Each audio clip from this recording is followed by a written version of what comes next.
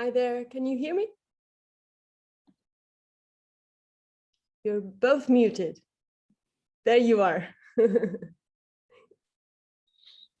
Hi, Michael, nice to meet you. Yes, nice to meet you. Okay. Silvano, can you open up your mic? Maybe Silvano cannot.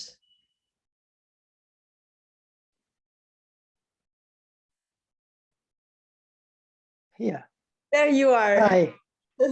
Yeah. Oh, nice. Hi. Hi, Gabriele. Hi. Hi, guys. Okay, so I don't know if you want to share something, but I'm just going to make you co-organizers, all of you. Just 1 second, so that you can share anything you want. You're going to be seeing people trying to get in, and I'm sorry about that, but that's the only way.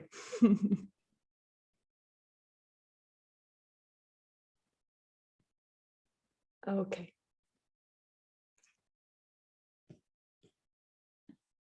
We have to.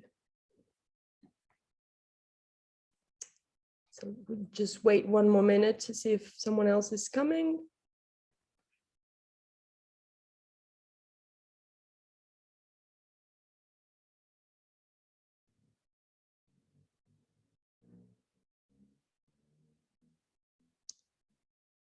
So Silvano, Gabriele, do you want me to present the two papers, or is gonna be Gabriele presenting them both? No, you're gonna do it together, right? No, I presented the first one. Okay, good. And Gabriella the second one. So Okay, that's perfect. the difference presentation. Very good, very good. May I try to share my screen? Sure.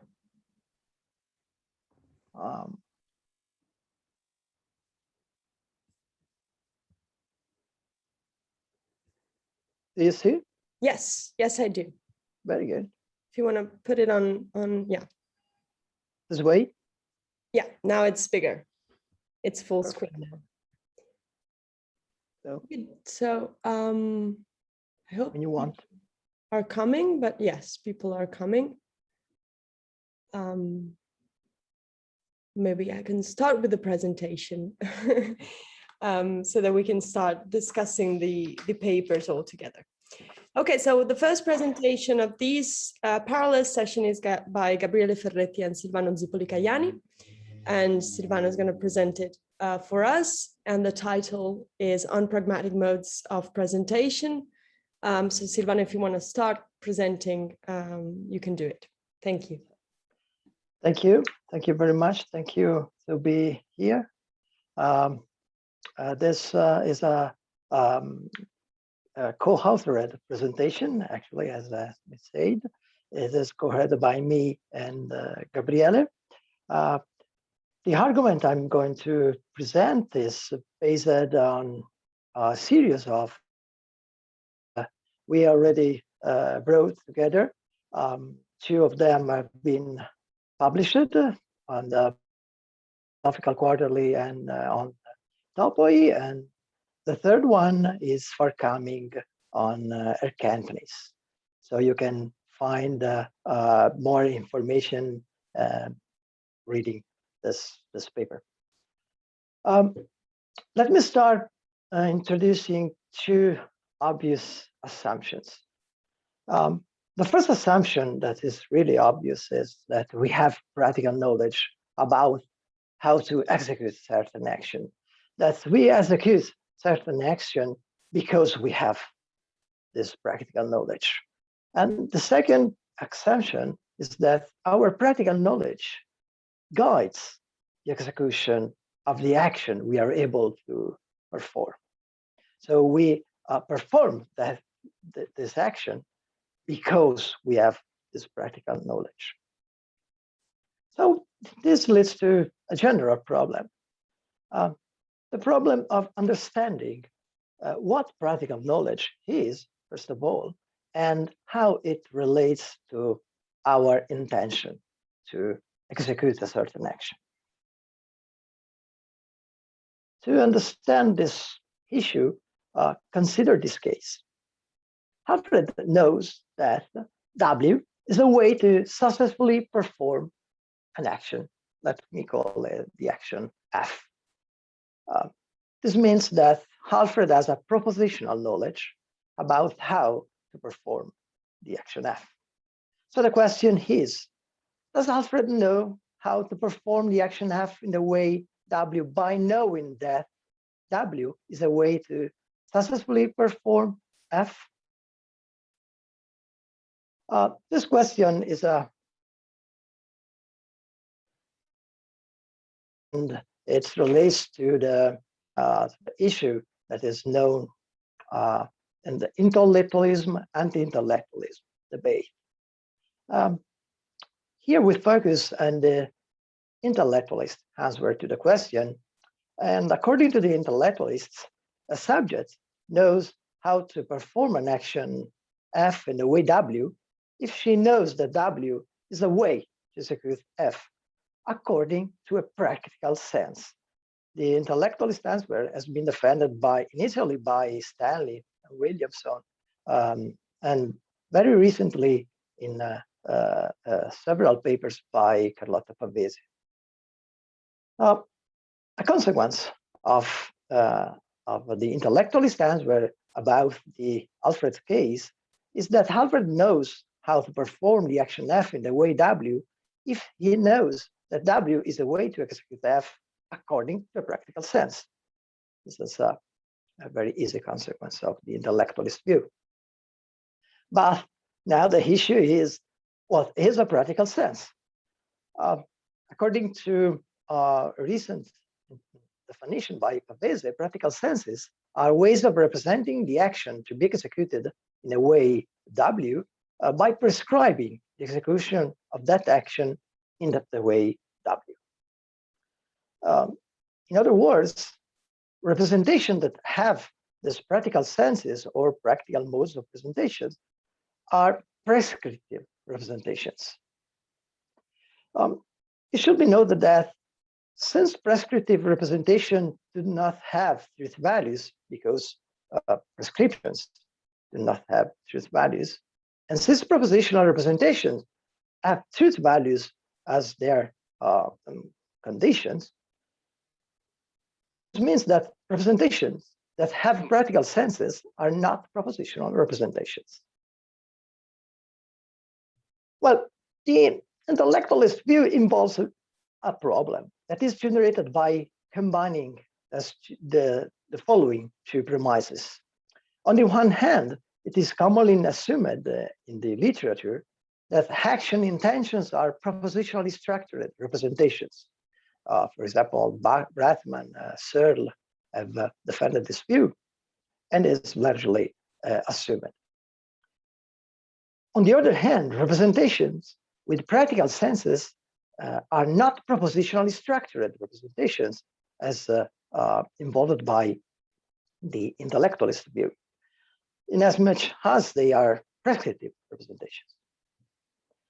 So the two premises 1 and 2 lead to another problem that has been named in the literature the interface problem, introduced by Butterfield and Sinigaglia in 2014. And this problem can be stated as follows. How does a propositional prescriptive representation interface with a propositional action intention?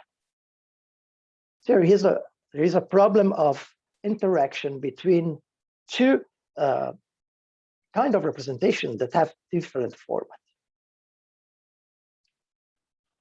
In 2018, me and Gabriele proposed a solution to this problem that we called the same format thesis. According to the same format thesis, in brief, intentions and non-propositional prescriptive representation interlock to action concepts. For the representation of action concepts that constitute an intention to act have the same non-propositional format that prescriptive representations have. The same format thesis is based on two assumptions. First of all, propositional intentions have as constituents executive action concepts. This means that action intentions can be conceived as propositional representations describing action goals to a special class of executable action concepts, according to Pachery's definition. Second assumption is that executable action concept and prescriptive representation share common realizers.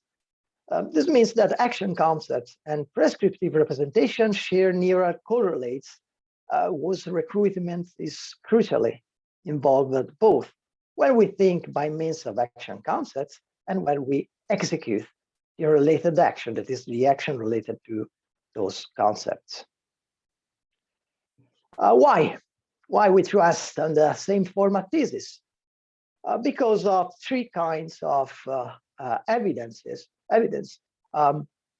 behavioral evidence, neurobiological evidence, and functional evidence. First of all, behavioral evidence, very briefly.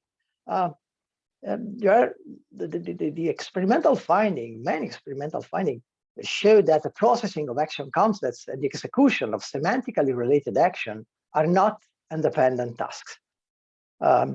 This suggests a motor cortical involvement in action concept processing. At the neurobiological level, the processing of action concepts recruit the same premotor areas as action planning. And this suggests that action concepts have cortical motor representations. Third, maybe the most important kind of evidence, the functional evidence, show that activation of the motor system during the processing of action concepts is functionally involved in the semantic processing of action concepts. This can be shown by means of lesion studies, for example. And this suggests that action concepts and motor processing are coded together. So we have now a solution to the interface problem that I remember is the problem of how propositional intentions and non-propositional motor representations interlock. And the solution, in brief, is that, first of all, action intention have as constituent executive action concepts. This is an assumption that is shared in the literature, in the philosophy of mind literature. Second, evidence shows that the executive action concept share the same vehicle as prescriptive motor representation, the same vehicle of the same realizer of the prescriptive motor representations. And third, it is so reasonable that intention and prescriptive motor representations interlock to the executive action concepts of which they share the same neural realizer. Well, come back to Alfred's problem. The Alfred's problem was to concern whether Alfred knows how to perform the action half in the way W by knowing that W is a way to successfully perform the action F. So even in this case, I provide you a solution in brief that is based on the previous solution of the interface problem. First, according to the intellectualist view, I remember that Alfred knows how to perform the action F in the way that W.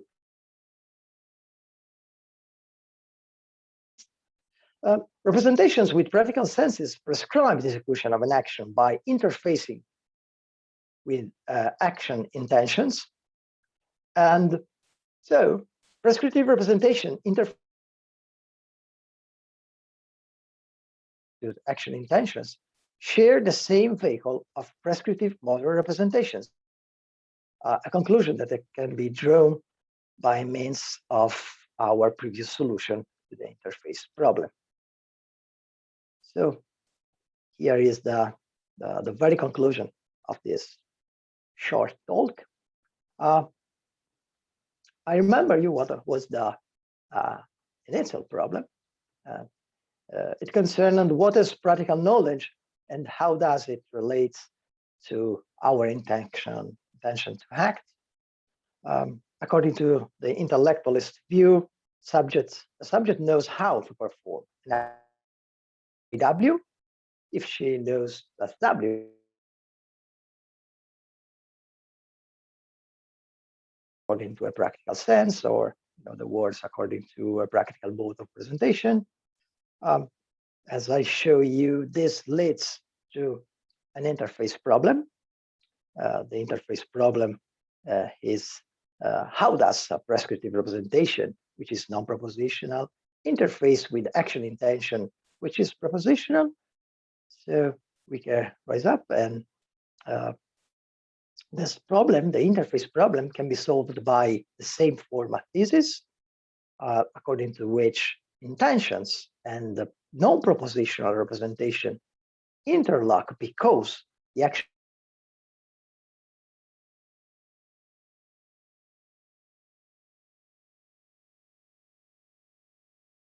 motor representation have.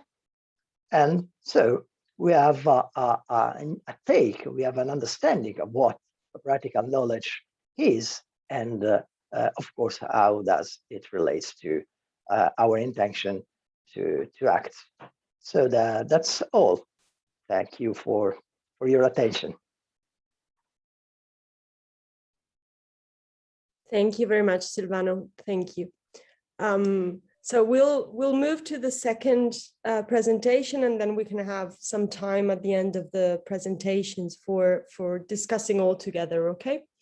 So next is Gabriele Ferretti. I don't know if you have a presentation to show yourself. Yeah. So whenever you want, you can put it on. And the title of his talk is Why There Is No Such Thing as Affordance Perception. So please, Gabriele. Thank you. Okay, so can you see the presentation? Not yet. Okay, just wait. But maybe it's just me. No, okay, thank you. So just let's see.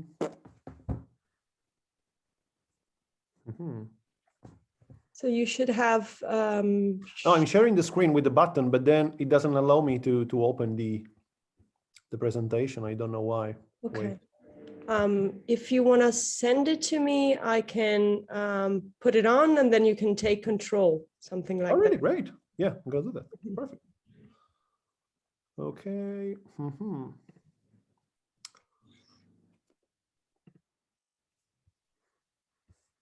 Okay, send.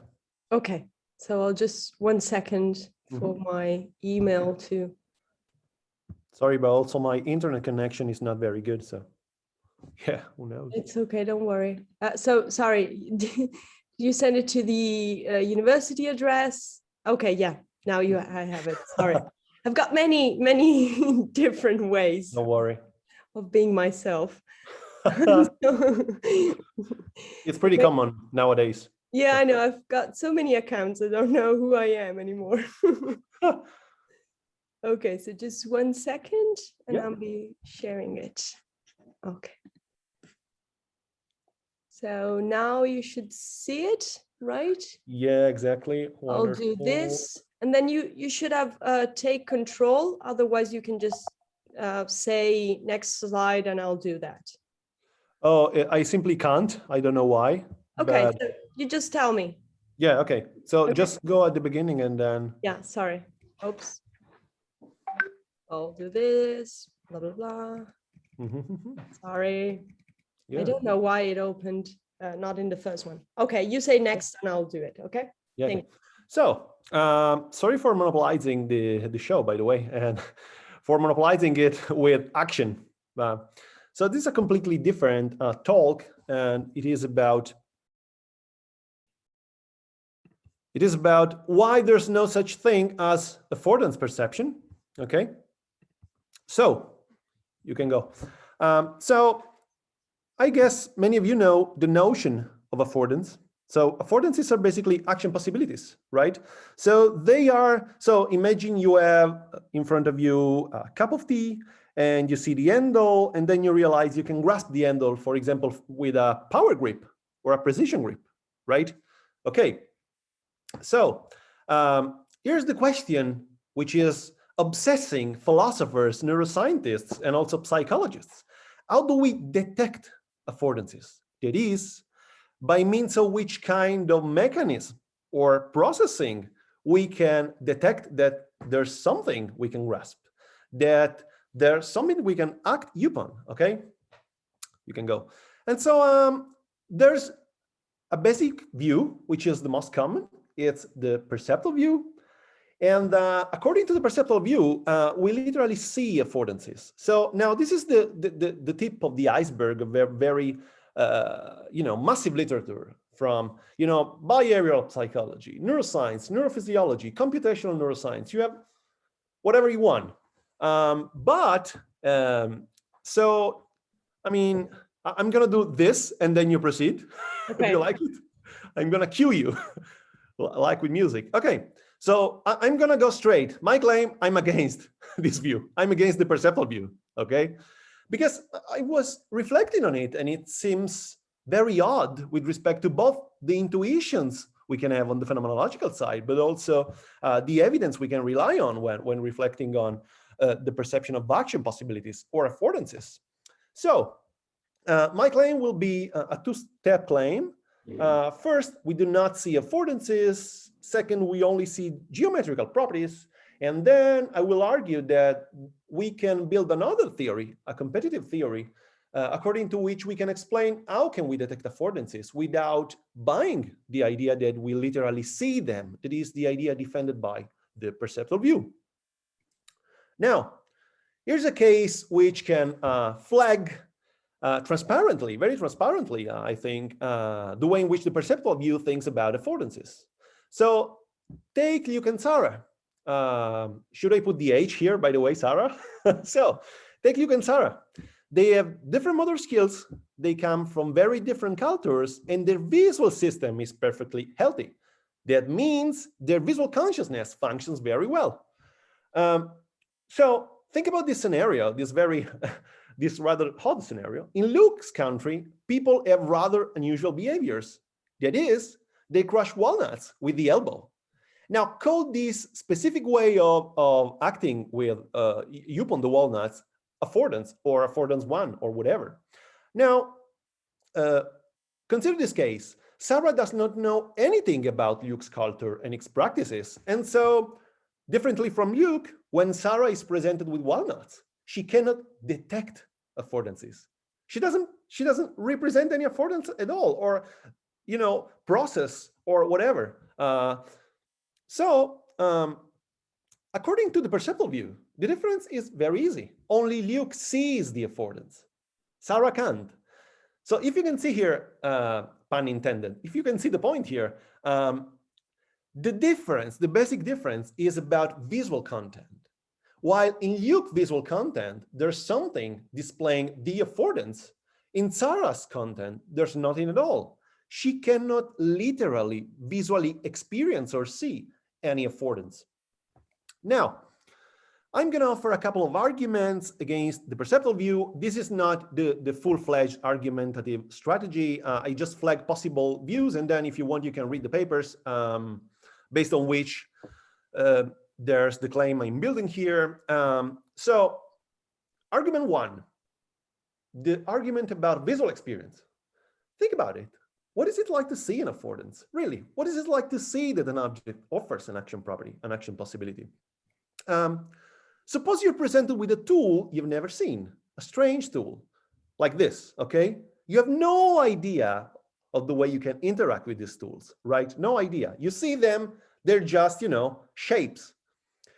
But if you want to build an argument here, you can say, according to the argument of visual experience, that you cannot detect any affordance the tool has been designed for at T1. That is, at T1, you're in front of the tool for the first time, and you don't detect any affordance. Then at T2, you see someone grasping the tool in a way previously unknown to you. And then suddenly you realize how to manipulate it. Wow. It's, according to Silvano's jargon, it's the way to behave in order to grasp the tool. That's the way I should, for example, use it as a pinch with a power grip, right? Now, at time T3, when you're in front of the tool, you will be aware of this affordance. So remember, T1, you don't get any affordance. T2, you see how it can be used. T3, you are aware that there's an affordance related to the tool. For example, a power grip. Now, if you think about that, there is no actual difference between these different cases, these interval times concerning the visual content. After all, at T1, T2, and T3, you still have the same visual phenomenology, the same Gestalt properties, the shape of the tool, which is part of your visual phenomenology. Now, this is another argument you can use for investigating affordances, which is the argument on neurophysiology. Is there any evidence for affordance perception? So think about the most important account of the visual system in visual neuroscience you can dispose of at the moment, which is the two visual systems model. Long story made short, according to the two visual systems model, you have a visual chunk in your visual brain, and you can use it by, you can call it vision for action. What is vision for action? Well, it is responsible for building the visual representation of the spatial information used to generate motor commands. So it is just about shape, size, and other spatial geometrical properties on the basis of then which you can guide action, right? But then, in this case, we should not really confuse vision for action with affordance perception. Because if you reflect about the different visual contents, think about it. The claim that we use visual spatial information, shape, geometry, size, texture, for the generation of motor commands, for example, a power grip, does not lead to, and falls short of, at the philosophical level, at the very theoretical level, of the claim that we literally see affordances. After all, you're just buying the claim that your visual content is about spatial visual information. It's not about an affordance. You then build a motor program on the basis of what you actually, really, literally see. So if you buy my story, Gibsonian neuroscientists, that is, those neuroscientists following the notion of affordance by Gibson, because think about the fact that the notion of affordance from neuroscience, but also from philosophy, has been patently inherited by the Gibsonian ecological psychology. So according to those neuroscientists, several portions of our visual streams, that is the dorsal and the ventral streams, are the neural correlates, the neural underpinnings of action perception. But this claim is really problematic because if these neural chunks subserve vision for action, but if at the same time vision for action does not equate, is not equal to affordance perception, then we have an explanatory problem, right? So my claim, which is at the basis of a theory which can explain in a less demanding philosophical way what's happening when you detect an affordance, is about visual motor imagery. So there's a very famous mechanism in visual motor neuroscience, which is visual motor transformation. So at the subpersonal level, at the unconscious level, at the level of the brain machinery of your visual motor system, your visual system is reading geometrical properties as pertaining to possible motor acts. And then it represents the appropriate motor commands. That means I see a shape S1, and I know from past experience, or better, pun intended, my brain knows by past experience that you can associate, you can have a function between that specific shape and a specific power grip, for example. And this is the main story about the way your brain machinery realizes how to grasp, for example, objects. But then there's also the conscious visual counterpart of visual motor, of imagery, which is visual motor imagery, which is sometimes related to an act of visualization. So when you employ visual motor imagery, you imagine, or better said, superimpose the motor act you can perform, of course, on the basis of your body, of your motor skills, that you can superimpose on the object, given the visual information you get from the spatial structure of it. That is, you're in front of the object, you see spatial properties, then you can imagine the motor act you can perform in order to satisfy, say, an action possibility. So how can I explain in a better manner the role of visual experience of action possibility of affordances and the role of visual motor imagery so that there's no affordance at all? Claim one, think about the case I've been discussing previously. According to my account, both Luke and Sarah can see the spatial location, spatial properties of the object, texture, shape, size. They consciously see the same thing. They have the same visual experience, the walnut, which is part of their visual phenomenology. But then in my account, with respect to the perceptual view, the difference is the superimposition of visual motor imagery, the way in which they can differently use the information in their imagery. So it's not about a different perceptual content. The former can visually perceive an affordance and the latter doesn't, but can't. But it's the way in which, respectively, they can get the same visual content and superimpose a different motor act on the same visual content they get. So what you can rely on, and Sarah cannot, sorry, Sarah, for this, is the possibility of superimposing visual motor imagery on the walnut. You can superimpose the way in which his body has to move, the way he has to perform he has to trigger a specific configuration of his hand when consciously seeing the walnut. Think about now the case of the strange tools. In my account, and this is very less demanding, the difference is not about visual experience. It's not that, like according to the perceptual view, at time t1, you don't see the affordance. At time t2, you realize what is the affordance. And on time t3, you have the affordance in your visual experience. But is that ceteris paribus with respect to your, I should use a Latin accent. So ceteris paribus, there's different time intervals. You have the same visual content, but the superimposition of visual motor imagery is different. At time t3, you learn to superimpose the proper motor act on the same visual content of experience. Just last point, visual motor imagery and neurophysiology. If you buy my account, then you're not committed at all to talk about dorsal and ventral processing as at the basis of affordance perception. They are at the basis of vision for action, but vision for action just allows you to visually detect spatial properties, and then you can superimpose visual motor imagery on them. So they're not the neural correlates, the neural circuitry subserving affordance perception, but just vision for action. And by the way, there's a huge literature, I explain this in the paper, about the fact that visual motor imagery is mental rehearsal of some dorsal neural machinery. So then, if you are convinced of my arguments, you can conclude that we do not see affordances. What we see are spatial properties, and then you use imagery in order to detect them. And just a few things. This is part of a bigger project, so I've been defending the idea that what's the difference in the perception, in the awareness of action properties is not a difference in visual phenomenology, but just in visual motor imagery. And then I've been making one more step, suggesting that if you review all the experimental results from motor neuroscience, visual motor neuroscience about affordances, you cannot really conclude that you should talk about affordances, but just of vision for action. But vision for action is not affordance perception. And then the paper I've been presenting today is going to be the third step in which I review all the argument at my disposal in order to suggest that indeed there's no such thing as affordance perception. Thanks. Thank you very much, Gabriele. By the way, this has been the best experience of my life, like in coordination. So this is joint action. We should do a talk with this registration. I know.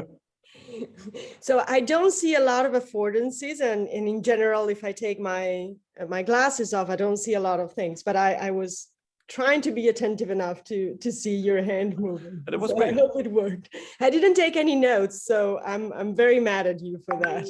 I mean, it's pretty simple. Yeah, but I'm not that smart. Thank you very much, Gabriele. So now we have the last talk for this session. So Michael Carrick, and his paper's title is Thresholds, Inexpressibility, and Personhood. So Michael, whenever you want, I don't know if you need to share something. No, I'm not going to share anything. You guys can just look at my face the whole time. Thank you, Sarah, for and everyone at the Society for putting on this conference. I've found it quite interesting so far. I've learned a lot. So today, my talk's a little less on the science side, more on the ethics side, but my main question is whether there can be a higher moral status than personhood. And the reason why talking about this has to do with sort of the threat of neuroenhancements, right? So there's a background in the debate going on that neuroenhancements could give rise to some sort of like post-person, right? Someone who has, you know, much higher cognitive capacities, biological capacities, these types of things. And there's a worry that if this comes about, then these post-persons may not have the same moral status we have. It may be more like, you know, like us compared to dogs. They would see us as the dogs on the scale, and they would be where we are now. So more particularly, this debate's a debate between Alan Buchanan and Nicholas Agar. So Buchanan believes that there can't be a higher status than personhood. And Agar believes Buchanan is wrong. I think Agar has the correct conclusion, but I think his arguments against Buchanan don't work. So first I'm going to explain what his arguments are, and then I'm going to explain why I just think that Buchanan is wrong, my own sort of solution to it. So Buchanan argues what I'm going to term P-star moral status. So this would be whatever moral status is higher than personhood. Buchanan argues that P-star moral status is not possible, since moral status is a threshold concept. And once we reach the threshold of personhood, everyone has equal moral status. This is basically because he holds what's called the moral equality assumption, which asserts, quote, that all who have the characteristics that are sufficient for being a person have the same moral status. So to support his view, Buchanan puts forth a challenge. It's called what Agar eventually calls the inexpressibility challenge. And that's that if there is a P-star moral status, we should be able to provide a good understanding of what such a moral status might look like, right? He wants us to give an account, so to speak. However, he thinks that no such sort of account can be given. And he rejects two attempts because of time limits. I'm not going to talk too much about it, but basically he looks at interest-based accounts of moral status, right? So we get moral status from having interest. And he also looks at the more Kantian sort of respect-based accounts. And he thinks that neither one of those can provide an answer as to what a higher status than personhood would look like. So we can talk about that afterwards, but I'm gonna push past that. Basically, the inexpressibility problem he presents it as this: one must either describe what a P-star moral status would be like, or explain why we have such a difficult time formulating the description, and why this trouble is consistent with a belief that we would have this higher moral status. And so Agar's solution is to go with the latter. He wants to be able to explain why we can't give a good formulation of higher moral status. And his explanation is that because the capacities which underlie this higher status, particularly the cognitive capacities, presumably, will be beyond our cognitive capacities, right? And hence we will fail to fully understand them. Because P-star moral status is, at least in this case, constituted by much higher cognitive capacities, mere persons should not be able to be expected to have a good understanding of what those cognitive capacities look like, right? But I reject this. So I think that he's making a mistake here. I believe this response misses the mark because it doesn't actually address the inexpressibility problem as it was formulated before. Remember, so the inexpressibility problem is a problem of giving an account of what the higher threshold would be like. Thus, the problem is the problem of expressing and describing the contours of P-star moral status. But Agar's response is focused on our inability to explain the cognitive capacities which underlie the P-star moral status. So the main issue, I think, that sinks Agar's argument here is that Buchanan desires a description of, or an explanation for why we can't describe P-star moral status. And Agar instead explains why we can't describe the capacities which constitute P-star moral status. And the capacities which constitute the moral status, I think, are different than the moral status itself. So you can see this sometimes with, say, Martha Nussbaum has a view of moral status that's disjunctive in nature, right? So there's all different sets of capacities that can be sufficient, but not necessary. And so that sort of, I think he's focusing too much on what's underlying the moral status rather than giving us an account of the moral status itself. So that's why I think that his initial rejection doesn't work. Now, the second thing he says is Agar denies that conceptualizing moral status as a threshold phenomenon entails that there's only a single moral status, right? Or I'm sorry, a single threshold. So instead, he believes that the moral equality assumption presupposes a particular type of threshold view, when in fact there are a couple different types. So he makes the distinction between what he calls weak threshold views and strong threshold views. And so just, I'm going to quote him on what these two are. So a strong threshold view, according to Agar, is a point or region beyond which no improvement to the capacities relevant to moral status makes any difference to that status. And a weak threshold, on the other hand, is the point or region beyond which moderate improvements to capacities relevant to moral status make no difference to status. Improvements of greater magnitude could make a difference to status, right? So it's basically like, you know, if we think of the threshold, the moral equality assumption says anybody who has the sort of cachet of a person can't go higher than that, right? But that's presupposing a strong threshold. And he says that weak thresholds may, you know, allow for variation amongst people and still allow them to have the same moral status. But if there were something that were to come about with much greater cognitive capacities or whatever, again, compare us to like dogs, so to speak, then this would be a case where we may have a weak threshold, and so there could be something higher than personhood. Again, and Agar thinks we have no positive reason to agree with Buchanan's conception of moral status as a strong threshold. I don't put too much sort of emphasis on this, but I think he moves too quickly. So it seems to have an ad hoc flavor to me, first off. Once we countenance a distinction between weak and strong thresholds, there doesn't seem to be any good reason to stop at just 2 moral thresholds, or even 3 if we count those below the first threshold. And allowing for multiple thresholds will collapse or could collapse the threshold view into some sort of scalar view where it's just like everything has its own status. But really, the one reason why I want to resist this move by Agar is because I don't think he's given us any reason to think that there is this weak threshold, right? So just as Buchanan hasn't given us a reason to basically accept the strong threshold versus the weak threshold, Agar hasn't given us a reason to accept the weak threshold versus the strong threshold. So these are sort of the 2 attempts by Agar to sink Buchanan's argument. In the about 1.5 minutes left, I'm just going to explain why I think Buchanan is wrong, even though, so I agree with Agar's conclusion, but I think Agar was mistaken in how he got to it. So I think that the main thing at work here is that there's a difference between giving an account of something and being able to basically imagine it. And it seems apparent that we could give an account of something without being able to imagine it, right?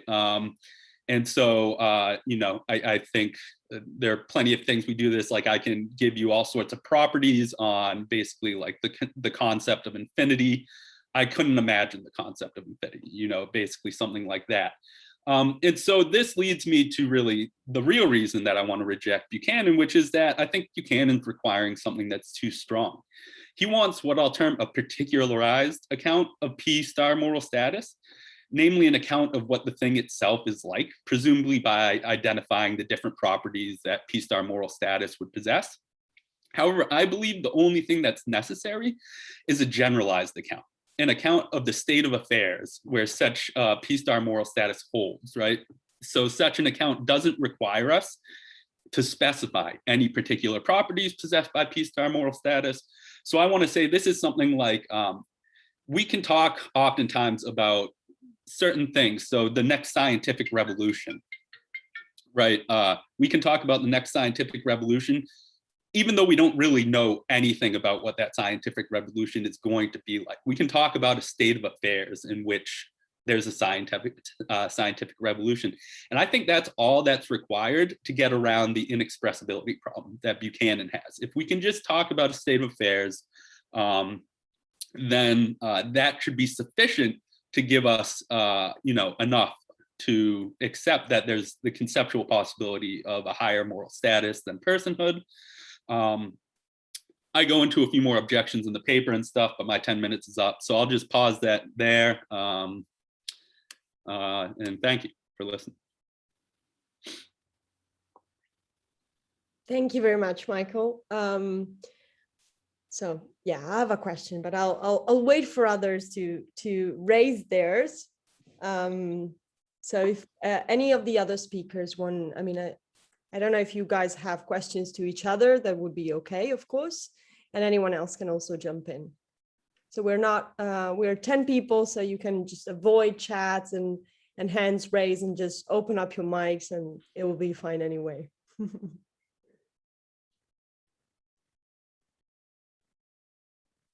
So until someone else has a question, I'm sorry, Michael, but I'm very curious about the two other objections you had, because it's really interesting to me. And so I see your point, and I very much agree with the strong and weak thresholds. So I was also a little bit puzzled by the lack of a kind of a definition or a characterization of how this thresholds should actually be. So yeah, if you could say a few words about these two other objections so that I can basically buy your argument altogether. So I'm sorry, which two, the objections I made to Agar? Or yeah. So with Agar, one, so as I was talking about, my first objection to him is I think he's focusing on the capacities that underlie the moral status, right? Rather than being able to describe what the moral status itself would sort of be like. And as I pointed out, right, so there are views of moral status, I don't necessarily, adopt them or whatever, but they're out there. And Martha Nussbaum's is the first one that sits in my head because she gives a disjunctive account, right? She basically says, if you have these sets of qualities or these sets of qualities or these sets of qualities, then you all have the same moral status, right? And so that seems to me to show that there's a big conceptual difference between talking about moral status itself and talking about the things that are grounding that moral status, right? And so that's where I think that Agar goes wrong. He focuses too much on trying to explain why we wouldn't have a good understanding of the cognitive capacities which would underlie the moral status. But I don't think that that adequately addresses what Buchanan was looking for in the inexpressibility problem. The second objection to Agar, I wouldn't really even, I'd hesitate to call it an objection. It's more sort of like, all right, I'll grant you your point, but you haven't given me a positive reason to believe that this is the case, right? I guess it's sort of both Buchanan and Agar. Both of them sort of give their conceptions of thresholds without a lot of argument as to why they want to adopt this strong or this weak threshold. They're just sort of saying something like, well, Buchanan sort of says something like, well, given the moral equality of assumption, we're going to have this strong threshold. Agar resists and says something like that's presupposing how thresholds work, right? We could think of thresholds in this other way, and he presents that other way. But really what I want sort of as an outside observer is give me a reason, right, that we should have this strong one or this weak one. And so I think that that's sort of, Agar once again doesn't sink Buchanan's argument because he hasn't given us any positive reason to come to his side. All he says is something like, well, Buchanan doesn't pay attention to this distinction, and this is a distinction you can plausibly make, which, that's great, I agree with, but then, I want more argumentation as to why I should accept the distinction in the way that he is presenting it rather than side with Buchanan here. And so I think it's sort of just, it's a stalemate there. So that's why I wanted to, just sort of push past that and be like, this once again is not another good reason to reject Buchanan's argument. So I'm not sure if that helps. Yeah, sure. It does. It does. And I was wondering if a kind of an historical account of how our cognitive abilities have changed in the past, I don't know, 300-400 years or something like that, would be of any relevance here, to maybe show that, I mean, it's not inconceivable because we do have some information about our cognitive capacities changing. So if you focus so much on cognitive capacities, then you'll have to reckon that we do have a, we had a change, some changes in our cognitive capacity. So maybe that would be one way, I don't know, to try and say something relevant, but yeah, I'm just thinking out loud, so don't worry about it. Yeah, I mean, and I think that maybe one way in which my project is ahistorical, right, is that we have actually had sorts of lots of neuro enhancements, not the type that we're really worried about in the literature in terms of like, take a pill and you get real smarter, get much more smarter or something, but like, I've heard people classify things such as, higher education as neuro enhancements and stuff like that, right? Or just things like Ritalin, these types of things. And so we may want to look back and just say, well, this whole thing is sort of, you shouldn't even worry about this higher moral status problem because look, we've had all these neuro enhancements come into our species before, and we still don't think that, we're at some higher moral status, that we're of a higher moral status than they are. So I think that's definitely one way to sort of think about the issue. Thank you. So I don't want to steal the room from anyone else. So if you have any questions.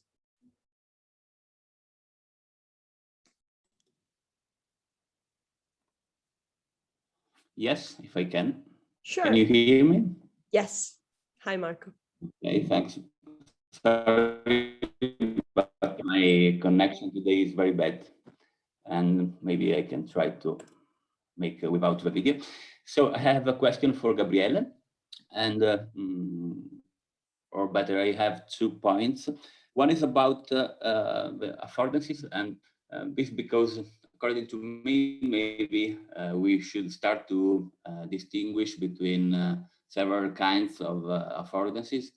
I know that the notion of affordances is quite problematic in itself, but actually when we think about our relationship with objects, we can realize that we perceive different things about objects. For instance, think about when you can watch at an object, a tool, without thinking about nothing, or you can watching an object with the intention of grasping it. And so in this case, the affordances could be of different kinds. In the first case, you can have some habits with that object, while in the second case, you are interacting in a different ways. So this is the first point. The second point is that your account is, of course, compelling, but maybe one of the cool, of attractive thing of the notion of affordance is that it provides us a quite direct way of explaining how we interact with objects of tools. On the other way, your account maybe lose this aspect of the directness in the relationship, or in the capacity of immediately explaining how an object calls for a specific action in some sense. Okay, thanks. I was expecting questions from you, so that's great. Thanks, Marco. So first, is the first one a clear objection or just a comment about the explanatory power of the theory? Because I mean, so what you're saying, but feel free to correct me in case I didn't get it. It's that so you can have one object, more than one affordances, right? So how can I explain that? Is this the question? No, the first is, yes, it's only it's not an objection. I was asking, what do you think about this point? Okay, so here's the point. I try to address it to one of the two papers. So you're correct. We can perceive objects as displaying different affordances, just maintaining the Gibsonian jargon. But there's the problem. You are in front of the same object. If you buy the perceptual view, okay, then you're in front of one visual content, the apple, and then you're visually experiencing three affordances, for example, because you know that you can grasp the apple from the top or from another side, like with a power grip, a precision grip, and so on. So how can you explain this? I mean, either you buy a notion of vision according to which when you're visually experiencing more than one, say two affordances, you're a sort of binocular rivalry, right? You have a strange Gestalt property oscillating between, like a twofoldness in between the precision grip and the power grip.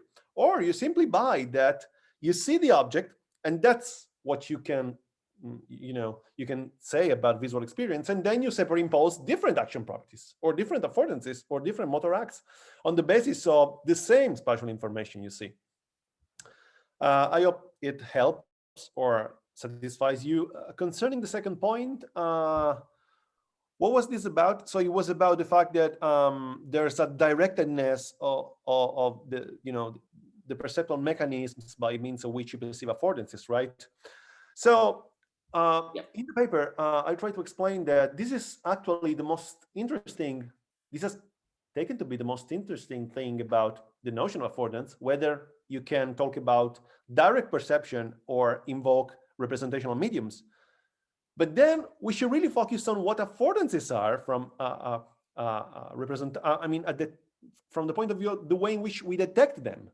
Because you can buy a representational view or direct view, but then you have to explain what they are. They are properties. Well, what does it mean to say that you see these properties? They are not properties, okay? So what does it mean? Either you buy a representational point of view or a direct point of view. You have to be capable of responding to the following question. What do I see when I actually see an affordance? What is this?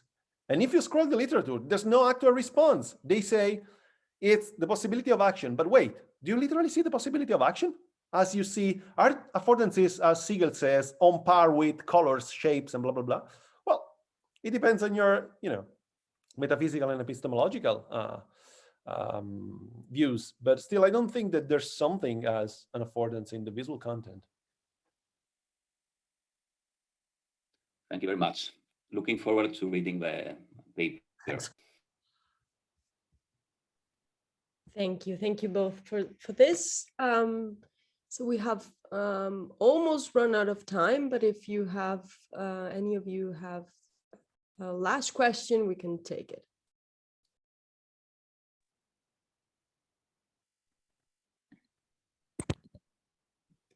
Can I ask a quick question? Sure. I'm a visitor to this field, about what are the practical outcomes of seeing these different approaches to perception? Because for me, perception is so closely tied with memory and emotion. And, the imagination is made up of these, for me, memory, emotion, and perception, but so closely tied to the individual person's memory of past experiences, whatever. So what is the practical value of trying to determine these matters? Thanks. Like whether a person sees an apple in a certain way or sees it prior to actually reaching for it. Oh, thanks. So I think that the philosophical output you can cash out is the following. It's about the way you conceive the visual system, okay? If you're looking for the neural correlates of vision for action and you buy my account, you're not looking for the neural correlates of affordances, because it's like it's about the properties you take your visual system attributing to the external world. Like, for example, you can have a theory of MTV5 about the fact that there are, there's this cortical visual area responding to moving objects, to motion, right? Is this sufficient to say that you can experience facts, that you can experience events, that you see them, that they are properties of your visual content? So it is basically a philosophical thing, right? And that's the same with affordances. But I think that we should be careful in talking about affordances when looking at the dorsal and the visual streams, because if you think about it, those neural correlates just are the neural correlates of spatial, different kinds of spatial perception with respect to different motor tasks or representational tasks and so on.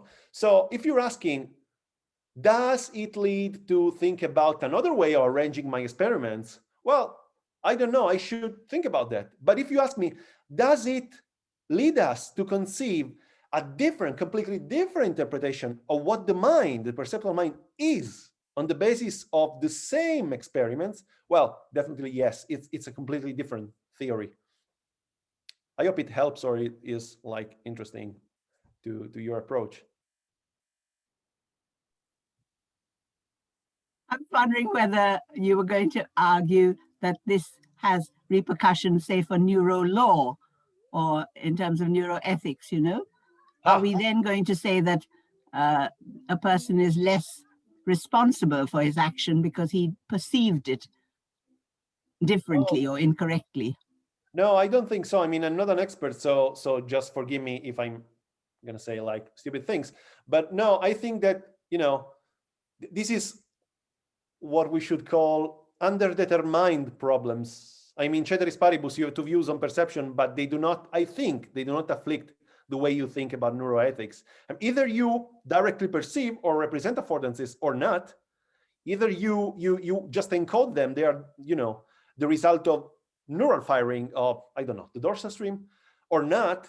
I think it does not directly affect your neuroethical approach to these things. But I didn't reflect on it, so thanks. I don't know. So thank you very much. That was also a very interesting issue.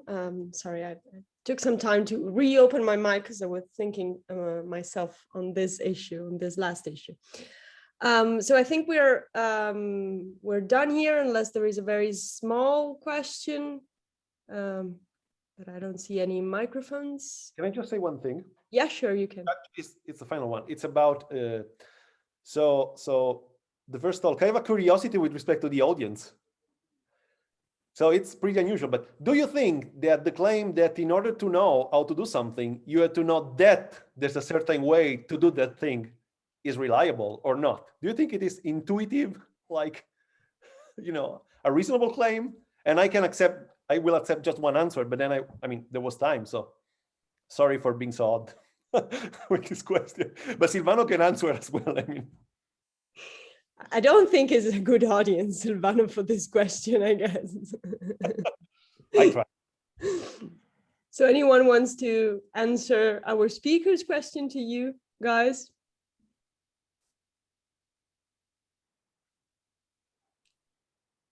I think they have to think it through, maybe. Especially if you apply know that and know how to theological questions, Most people will say, I know that there is a power, a force beyond my understanding, but I don't know how it operates or, the methodology. Oh, yeah, I see. Okay, clear. Okay, thanks. There must be reverse situations as well, I'm sure. Okay. Yeah. I mean, it's a point of view. Thanks. Thank you very much. So anyone else wants to say something about knowing that and knowing how? Okay, you can write. Sorry, Silvano? I think I've lost him. Yeah, he froze. Oh, yeah, I'm back. Okay. You're back again. Yes. So you can write to us if you prefer. Yeah. So guys, just send emails to Silvano and Gabriele for these question they had. So thank you again to Silvano, Gabriele, and Michael. It was a very interesting session for me. So I'll hope to see you all next week at 5 p.m. on these same screens and not live, unfortunately. Have a nice weekend, guys. Bye-bye. So. Bye. Thank you. Thank you. Thank you very much.